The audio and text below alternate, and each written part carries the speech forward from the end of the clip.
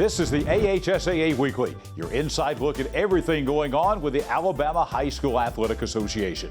I'm John Holder. Coming up on this week's show, we will visit with our 6A Making a Difference Award winner for 2020, Kim Kill of Pelham High School. Also, we'll visit with Denise Akinsworth from the Alabama High School Athletic Association. She is in charge of volleyball. We'll talk about the volleyball state playoffs and state tournament coming up. Also, our AHSAA WOTM Game of the Week this Thursday night should be a great showdown between Ramsey and Pleasant Grove. We will speak with Ramsey head coach Ruben Nelson and also Pleasant Grove head coach Darryl LeBlanc. And David Holsford has highlights from all around the state of Alabama from high school football and volleyball from last week. All of that and more coming up on this week's edition of the AHSAA Weekly. If you are experiencing foundation issues, get a free estimate from Ox Foundations. This is the AHSAA Weekly. Time now to introduce to you the Class 6A Making a Difference Award winner for 2020 in the Alabama High School Athletic Association, Kim Kill. She's a Central Board member and also the principal at Pelham High School. Here's Kim Kill. Wow, it definitely has been a winding road. I was originally born in Buffalo, New York. I moved when I was 7. My father had an opportunity to take another job in Greenville, South Carolina. He was very ambitious and very great at what he did within the food chain companies. So we moved to Greenville, South Carolina. He then had another opportunity to move to Dothan, Alabama, where he worked in Geneva with Fleming Foods. So that's really what got us to Alabama. And then from Dothan, I had an opportunity to play college basketball at Faulkner State Junior College. From Faulkner, then I had another scholarship to play at the University of North Alabama. And from there, I was able to get to Birmingham by working with Jeannie Milling on the UAB staff as a women's basketball coach. And then I started in 1999 at Pelham High School. The biggest influences in my life, first and foremost, are my parents. I have been very fortunate to have 2 parents that have just loved me unconditionally, have supported me in anything and everything that I've done. You know, they have molded me to who I am today just by modeling the behaviors of being a servant. My mom is one of those types of people that she'll do anything for anybody. And my father the exact same way. And, you know, they have really been the biggest impact in my life, but I would be remiss if I did not mention Amy Champion, my college basketball coach. She was really the reason that I decided to go into teaching and coaching. The impact that she had on myself as well as my other team members when we were at Faulkner. I wanted to be able to impact young people the way that she impacted our lives. And in addition to her, you know, Mr. Bob Levette, our former high school principal at Pelham High School, gave me opportunity after opportunity, mentored me through each role from being an assistant athletic director to an athletic director at Pelham High School. And then Dr. Scott Cofield, our present superintendent for Pelham City Schools, has had a lot of faith and confidence in me, promoting me to the system athletic director for our school system, and most recently the principal of Pelham High School. So I have been very fortunate to have wonderful leaders, wonderful mentors that have influenced my life and have given me the opportunity to be able to serve students like I do every day. Well, it's definitely a juggling act. It's tough. I mean, it's very challenging, but it's my life. It's what I do. Every day when I get up, I cannot wait to get to school. I can't wait to see what the day holds, how I can positively impact our students, our faculty, our staff, people in our community. And so, you know, every day is different. Every day is challenging, but every day is a great day. And I look forward to tackling anything that comes my direction. I think some of the biggest challenges have been trying to be all things for all people, because I really have that desire to be able to serve in that capacity. And so I think trying to juggle the work-life balance, you know, there's early mornings, there's late nights, but that's just what I do. And it's a challenge because, you know, you do get tired. You know, there's times that you need to get away and recharge your battery. And so I think that's really hard for me because I want to work all the time. and it's very hard for me to not be able to do that. So that's probably my biggest challenge. As far as rewards are walking in those halls every day at Pelham. The rewards are seeing our students be successful. You really don't have the opportunity to know how much you impact young people until further down the road. And one example that comes to mind is just last week, I was at the Depot in Helena, just a little restaurant right outside of Pelham, and one of my former volleyball players was there and bought me lunch. And she just wanted to say, "Coach, thank you so much for what you did and the impact that you had on my life." I never really knew that I impacted her the way that she was describing. And so that's the biggest reward, is when you know that you've had some sort of an impact on your students and people in your community. Officiating was an opportunity for me to stay around basketball, which was the game that I've been so passionate about since I've been a little girl. And choosing to walk away from officiating wasn't as hard as I thought that it was going to be, only because I knew that my calling was to be a servant leader for our schools and our students and our faculty and our community. And so walking away from officiating, the thing that I missed the most about it was the relationships that I built throughout the time as an official.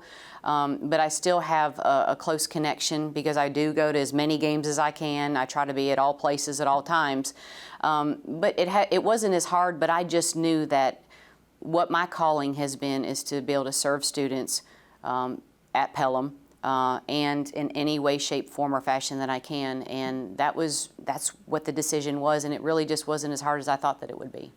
When you're in education, our goal at Pelham has been to prepare our students so that they're winners for life. So when they walk out of our school doors, we know that academically, whether it's through athletics, any type of extracurricular, that they've got the tools needed to be successful young men and young women when they leave our school doors. And that's really the driving force of all of our folks, and that's what makes me so happy to be able to give them and assist them and mentor them and model them in those areas so that they can win at life. That was the Class 6A Making a Difference Award winner, Kim Kill. We are back on the AHSAA Weekly. We're going to take you to Montgomery, the offices of the Alabama High School Athletic Association. Denise Akinsworth, Assistant Director for the Alabama High School Athletic Association in charge of volleyball, joins us again this week. And of course, we are into the volleyball playoffs. They're underway. And Denise, I guess the first question is, did you think that we would make it this far in 2020, all the way to the volleyball playoffs? I had my doubts at times, but I am thrilled that we are here, and I am so proud of everyone that has done their part to get us to this, and I'm just thankful that our kids are getting the opportunities that education-based athletics presents itself to them. Obviously, we are going to have some changes to the playoffs this year. The format, a lot of changes going on with the volleyball playoffs. Tell us about some of those major changes. Well, first change was we had to get the numbers down for our teams to be able to allow social distancing in order to have fans at the event. So we took our regional tournaments in the north and the south, which usually bring 104 teams in, and we made a sub-regional round like we used to do years ago and let the schools play that at their home schools. And that cut the number of teams down. And so now we're bringing 56 teams to the north side in Huntsville and 56 teams to the south side in Montgomery. And that will kick off tomorrow morning at 10 o'clock. Let's talk a little bit about attendance guidelines. I know that is going to be a different situation this year. And also the tickets are going to be different. Explain to us what's going on with attendance and tickets. Be happy to, John. With the COVID restrictions that we are under statewide, as far as the social distancing and wearing the mask and washing our hands, those are still in place. So we will be enforcing those and asking people to cooperate with us to protect our student athletes and coaches as well as our fans. But we also are under capacity restrictions at each of our venues. So we're down in our numbers of what we can normally allow to attend. So to make sure that our parents were able to attend, we had our tickets available only online, and yesterday for 24 hours we opened that up just to parents by using a code that was sent out by their school, And then today, we've opened it up to the general public for all other tickets that are remaining until we are sold out. We do have tickets still available, so people who would like to come out can purchase those tickets by going to www.gofan.co, not com. It's just .co. And I know, Denise, that this year the live streaming will be, because of what you just mentioned there, the live streaming will be very important this year. Tell us about the live stream opportunities that are available for folks who may not be able to come in person. Well, as always, our schools that are part of the NFHS network will be able to live stream all of their matches. We will be live streaming the finals at both the North and the South sites for regionals. And then we're very happy to announce that for our state tournament, we will be live streaming each and every match. Denise, just kind of looking back over the volleyball season, over the regular season, this is an indoor sport. We've got winter sports coming, which of course are all indoor sports. What's the Athletic Association learned about maybe doing indoor sports as opposed to the outdoor sports like football and cross country? What are some of the takeaways that you've had about conducting indoor sports during this pandemic? Well, we know that indoor sports put us at a greater risk if we're not wearing our mask and doing what we're supposed to do. Outdoor events give us a little bit more freedom. In bigger stadiums, we have more social distancing, but inside events are going to be a challenge. I would encourage all of our fans and all of our coaches and our student athletes to really make sure that you're doing what you're supposed to do. Wearing that mask now becomes very important. Social distancing and washing of our hands frequently throughout the day. We know that being inside is going to be a challenge, so we are encouraging everyone to please do not get COVID fatigue, but let's keep doing what brought our numbers down to begin with and cut our numbers in half. Let's make sure that we continue to do that, so just as our fall sport athletes have been able to play, that our winter sport athletes will be able to play as well.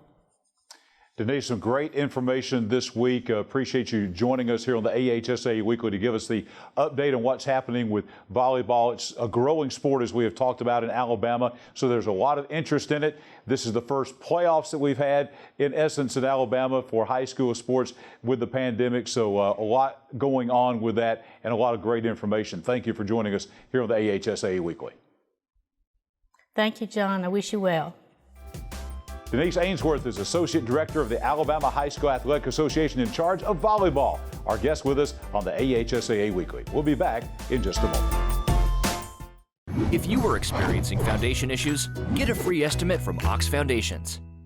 Speaking now on the AHSAA Weekly with Darryl LeBlanc. He is the head football coach of the Pleasant Grove Spartans, getting ready for the AHSAA Game of the Week statewide here on WOTM Thursday night. His #1 ranked Pleasant Grove Spartans taking on the Ramsey Rams for the Class 5A Region 5 title. Coach, welcome in. Glad to have you with us on the AHSAA Weekly.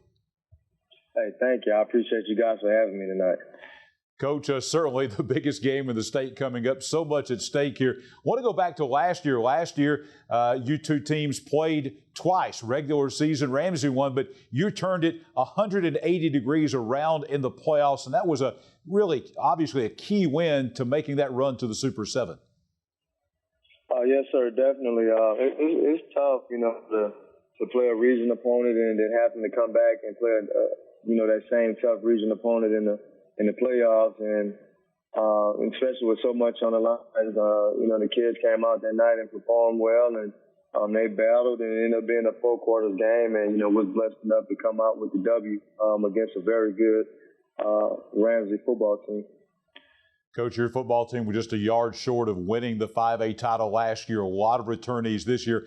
I saw your football team play against Central of Clay County and was very impressed. You've got everything. You've got size, you've got speed, you've got the coaching, you've got the depth, you've got everything in a championship football team. Just tell us about this 2020 version of the Pleasant Grove Spartans. It's very similar to last year's team. It's a whole lot easier to get kids to work in the weight room and to work in the off season. When you come up short like we did, it's kind of a silent reminder of what happened and that feeling, of being, short.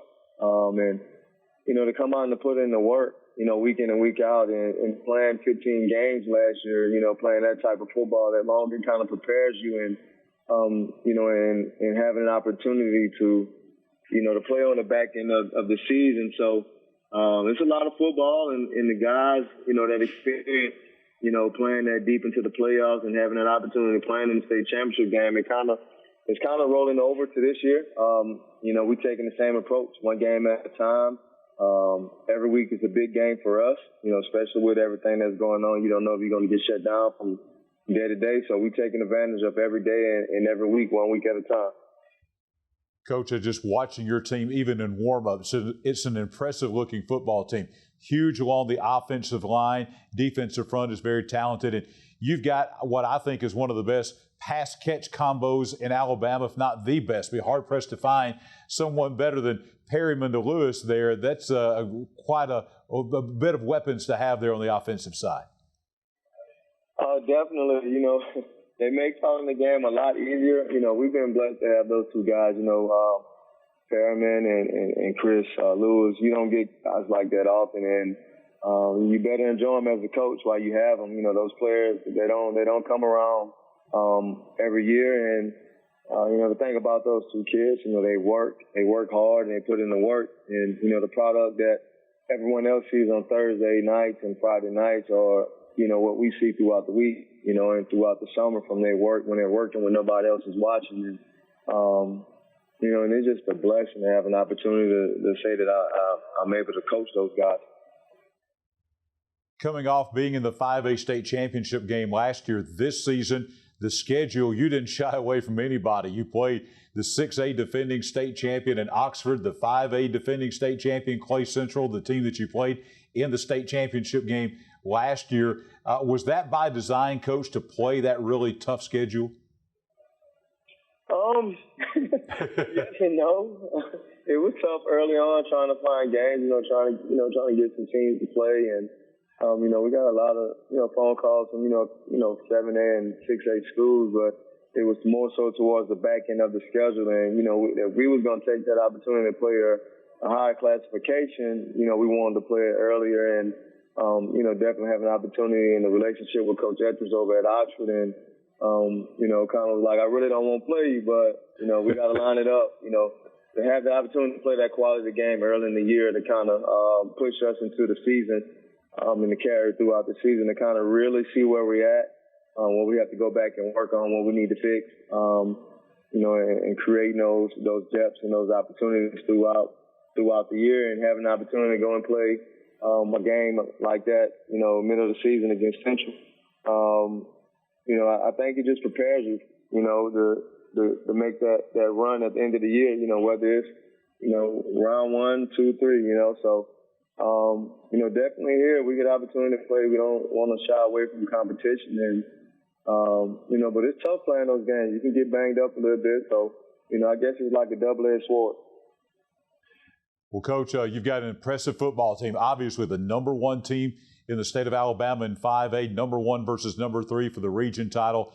Coming up Thursday night for a statewide audience here on WOTM on the AHSAA Game of the Week. Thank you for spending some time with us this week, and we will see you coming up on Thursday night against Ramsey. Hey, thank you. I appreciate it. You guys have a blessed night. Darryl LeBlanc, head football coach of the Pleasant Grove Spartans, the #1 team in Class 5A, getting ready for that AHSAA Game of the Week here on WOTM with Ramsey on Thursday night. Coming up on the AHSAA statewide Game of the Week here on WOTM, the biggest game in the state. #1 Pleasant Grove, #3 Ramsey. It's for the region title. It is going to be a fantastic game coming up Thursday night. We are speaking with the head coach of the Ramsey Rams, Coach Ruben Nelson. Coach, glad to have you with us here on the AHSAA Weekly. Hey, thanks for having me. I'm glad to be here with you guys. Coach, this is obviously the biggest game of the state of Alabama coming up this week. You're not strangers to each other. You only played 6 times, Pleasant Grove and Ramsey have, but 5 of those 6 times have been since 2014. You actually played twice last year. So even though you haven't played many times, this has developed into an intense rivalry, I would think. Yeah, it is. A lot of these kids know each other. A lot of them work with each other over the summer. And so, it's always a good game. Coach, looking just from the outside in, it looks like that these are obviously two very talented football teams. Pleasant Grove has college commitments everywhere. You have major college stars on your side of the ball as well. Just a tremendous amount of talent on both sides in this game. Yeah, it is, Coach. You know, we blessed to have a few guys over here that's getting some looks. One commitment, and Pleasant Grove has a guy over there who can take the top off a route at any time. Well, with your two guys, a linebacker and a defensive lineman, Tim Keenan, Jeremiah Williams, obviously your defense has been outstanding all year long. Tell us about some other guys that maybe the fans around the state can be looking forward to seeing on Thursday night. Well, you know, our quarterback, Cameron Ivory, has to have a good game for us to win. And he throws the ball primarily to two guys by the name of Lonzo Johnson. He wears number 1 for us, and Jalen Peterson. He wears number 3 for us, and both of those guys, they're pretty good athletes, and they're better people than athletes. Well, Coach, we expect a lot of fireworks. Should be a great game. Number 1 versus number 3 coming up Thursday on the AHSAA Game of the Week. We look forward to looking at your football team, showing off your team to everyone around the state in that big game with Pleasant Grove coming up on Thursday night.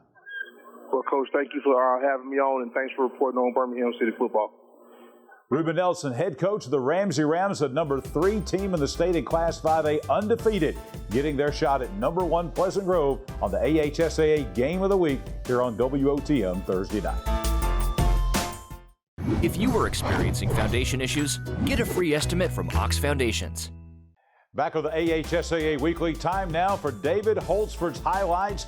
As David Holtzford from the Alabama High School Athletic Association provides us highlights every week of games around the state of Alabama. So let's get to those highlights right now. We will begin in football, and this is Marbury and Demopolis. Marbury quarterback Jack Thompson hands off to Jarrell O'Neal, who gets the final 5 yards for this touchdown in the Class 5A Region 3 matchup. Then Demopolis quarterback Drew Seymour leads the Tigers back with Hayes Atkins taking the handoff and dashing in for the touchdown and an 8-7 lead. Hayes Atkins is added again a little later when he fakes a run, then pulls up to find receiver Price Smith wide open in the end zone for a second touchdown. And finally, Peyton Stevenson lines up at quarterback and takes this one all the way for a touchdown as Demopolis wins 23-7 to clinch the Class 5A Region 3 title. Next, Central Phoenix City and Dothan. Central quarterback Caleb Nix, the younger brother of Auburn University signal caller Bo Nix, connects with talented receiver Zion Morris in the flat, and he outruns everyone on his way for this impressive touchdown to start the scoring in the Red Devils Class 7A Region 2 win over Dothan. And Nix follows up with another touchdown pass, this time to Trayvon Woods for what just could be the top catch of the year. He goes over 2 defenders to make the grab. Dothan quarterback Baller Sharp shows some Dothan promise with this touchdown run as the Wolves fall to the Red Devils 49-13. Next up, volleyball action. Pelham versus Opelika. Pelham hosting Opelika in the Class 6A sub-regional round last week. Opelika's Emma McSpadden gets the spike here, but the Panthers are able to return. The Bulldogs win the rally and the point. Pelham's front line begins to take control here as Amore Marshall provides a key block, and the Pelham point on the way to a 3-0 win and a berth in the Class 6A South Super Regional. We go back to football now. James Clemens and Sparkman. This is James Clemens standout Darius Holden running in for the first touchdown of the game versus Sparkman. But the Senators claw back with quarterback Nicholas Sawyer refusing to go down as he powers his way into the end zone. This key Class 7A Region 4 battle rolled into overtime and was finally settled when Jets quarterback Giovanni Lopez keeps for the winning touchdown as James Clemens escaped with a 13-9 win at Madison City Stadium. Next, we head to the Gulf Coast, Saraland and Robertsdale. This is Saraland defensive back Terrente Hinton starting off the action by blocking a Robertsdale punt and recovering in the end zone for the Spartans' touchdown. Saraland's offensive unit, led by quarterback Carson Green, was red hot with plays like this one. A lob pass from Green to Jeroni York in the end zone gives Saraland a 34-0 lead. And then it's Green again connecting with Hinton, who tips the ball to himself on the run and goes the distance as Saraland closed out a 47-0 Class 6A Region 1 victory over the Golden Bears. We pick up the action next at Crampton Bowl in Montgomery on Saturday morning. Enterprise quarterback Michael Johnson handing off to Samuel Whitaker, and the big back powers his way into the end zone for a quick 8-0 Wildcats lead over Jeff Davis. Quentin Hayes breaks the game open with some nifty handwork, faking a handoff and then finding Joshua McCray wide open for another Enterprise touchdown. Hayes is not through. He hands off to Jared Smith on a trick play straight out of the 1950s as Smith takes turns at the corner on the Statue of Liberty play and streaks to the end zone. The Wildcats use even more trickery to score the two-point conversion as Enterprise closes out the 39-6 Class 7A Region 2 win. We now move next to North Alabama, where Florence quarterback Gardner Flippo dumps a screen pass to receiver Jacoby Hurley, who goes the distance for a Falcons touchdown against Huntsville. Huntsville quarterback Stone Wallace follows with a big play of his own, passing to tight end Jackson West for the Panthers' first touchdown.